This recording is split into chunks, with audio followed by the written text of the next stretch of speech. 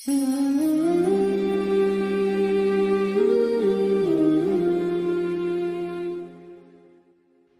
ډېرې ښکلې نجلۍ غوښتل چې واده وکړي، خو هغې داسې ځوان غوښته چې ډېر تقواداره او پرهیزګاره وي.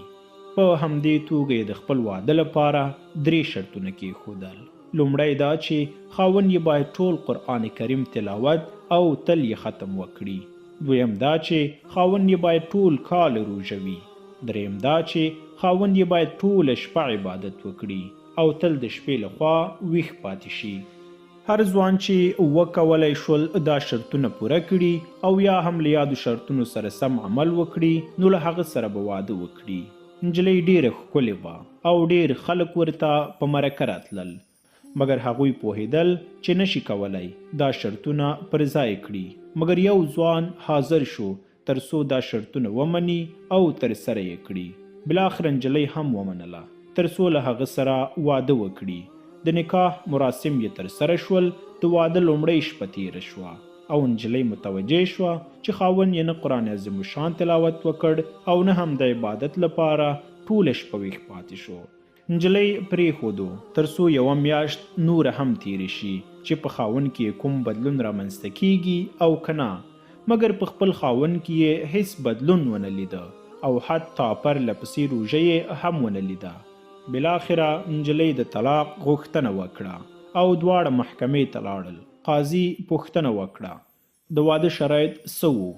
ځوان ځواب ورکړ د تل لپاره د قرآن کریم تلاوت او ختم، د کال ټولې ورځې روژې نیول، ټوله شپه عبادت کول. قاضي وپوښتل آیا ټول شرایط دې پر ځای کړي دي؟ ځوان ځواب ورکړ هو ښاغلیه.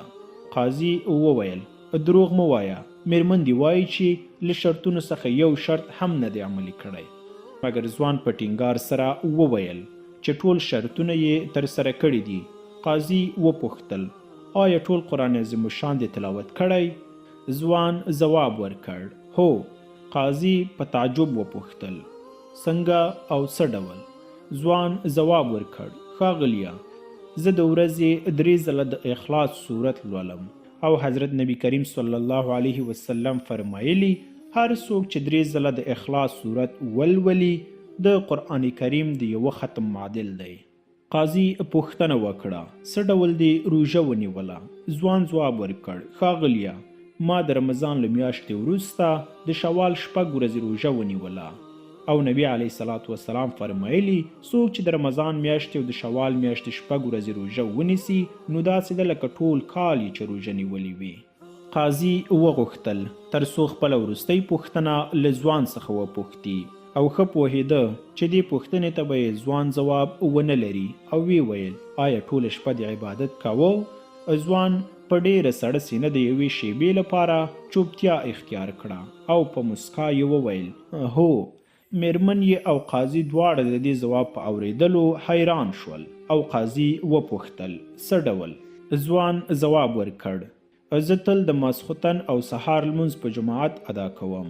په دې اړه نبی علیه الصلاة والسلام فرمایلی هر څوک چې د ماسخوتن او سهار لمونځونه په جماعت سره ادا کړي نو معادل د دې ده چې ټوله شپه یې په عبادت تیره کړې وي.